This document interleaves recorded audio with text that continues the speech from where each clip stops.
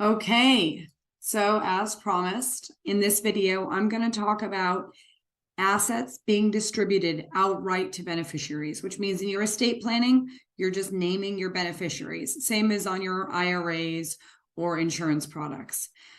Again, I'm not giving advice here because, again, I'm not an attorney and I can't give you legal advice, but I can tell you and share with you experiences, dozens and dozens of estates that I've seen settled over the years where monies are left directly to beneficiaries.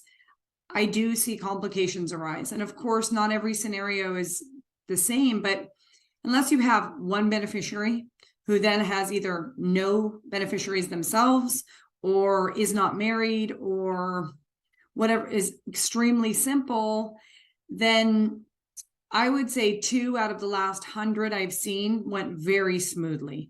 And the rest, I could probably write a book about the different ways direct distribution has gone awry. So I'm not advising for a trust or against direct distribution or for or against either. I'm merely raising awareness and possibly offering some cautionary tales or points to discuss. In some cases, you can write letters of direction, and these are things you can go over with a proper estate planning attorney. But an estate plan that provides for outright distributions to beneficiaries leaves those assets open or subject to things like creditors, predators, divorcing spouses, lawsuits, taxes at death, okay, and lack of investment experience. As well as an inheritor's own bad decisions. You know, not everybody you're leaving money to makes great decisions. You can't know what happens once you pass away. And, you know, it's funny, a lot of people say to me, my kids make, you know, good money and they're going to make great decisions, and that's not going to be a problem, and they'll never get divorced. Okay, then direct distribution might be right for you. But let me just tell you a couple stories that might shed some light or sort of open some discussions, okay? So any assets that are left outright are exposed or unprotected if they're left directly.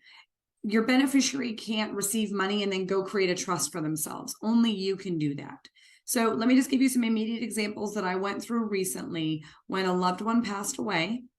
And I can just tell you that I'm sure that they would have wished they'd left their money a different way. So a client passed away, and in this case, it was the last spouse. So it was a husband and wife. When he passed away, he left significant assets to nieces and nephews. They didn't have kids.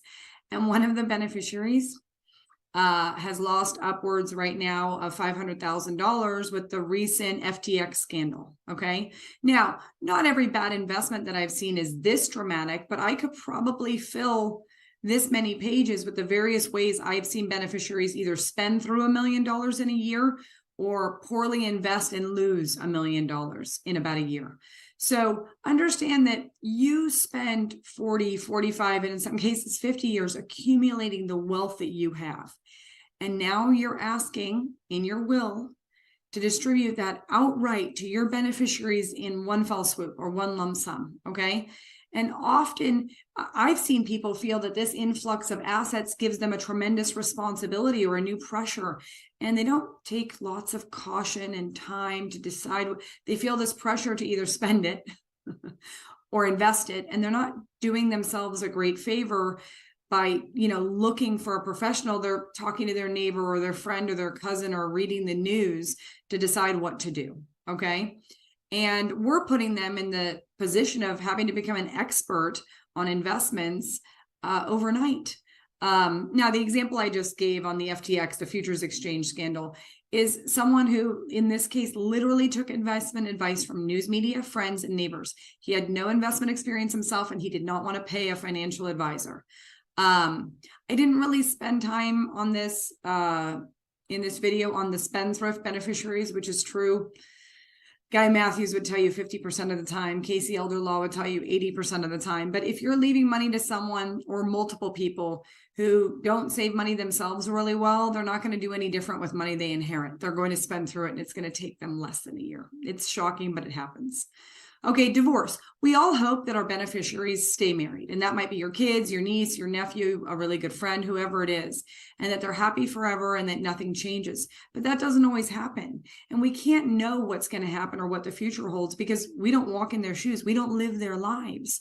I have a client who One son is a doctor and the other son starts businesses. I think he has 4 businesses right now. Well, last year he had 9 businesses. So not all of them worked out.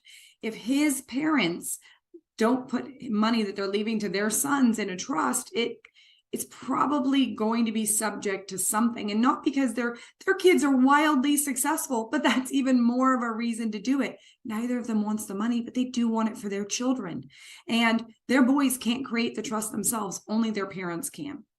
Okay, so if you leave money outright to your child or your beneficiary and they are married at the time that they receive it, and then they get divorced, in most cases, they're going to share about half of those funds with their ex-spouse, okay, if they get divorced. With a trust, you're just creating like a drawer, a safety drawer that can only be opened and closed by the people you name, okay? And it can't be accessed by anyone else, but it can be used for them. And in some cases, their children, if that's what you stipulate. I would say if you talk to my client base, I would say a majority of them who have children want to make sure that they have a bloodline distribution of their wealth or their assets. Well, what does that mean? That means that it only goes to their children and their children's children and their children's children. It can never go to a spouse. It will always go to their bloodline, okay? A trust is the only way to do that. So I'm not saying you need a trust. I'm not saying outright distribution is wrong for you. There are other options as well. I'm just saying that I can't overemphasize having a trusted professional who's an estate planning attorney review and analyze your current legal documents and situation, but also discuss your goals, your family situation, your planning strategies to ensure that your legacy goals are laid out the way you want them to be laid out. And it doesn't have to be very costly and very expensive, but it should be discussed.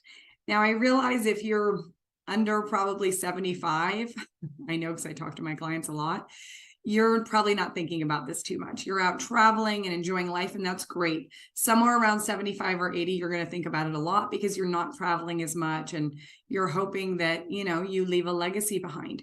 But it's never too early to get this planning in place and discuss it. Updates can always be done, but often I see that cognitive skills don't get sharper as we age, okay? So I hope this video invites and encourages conversations about your goals. And if we can help in any way, please reach out to us.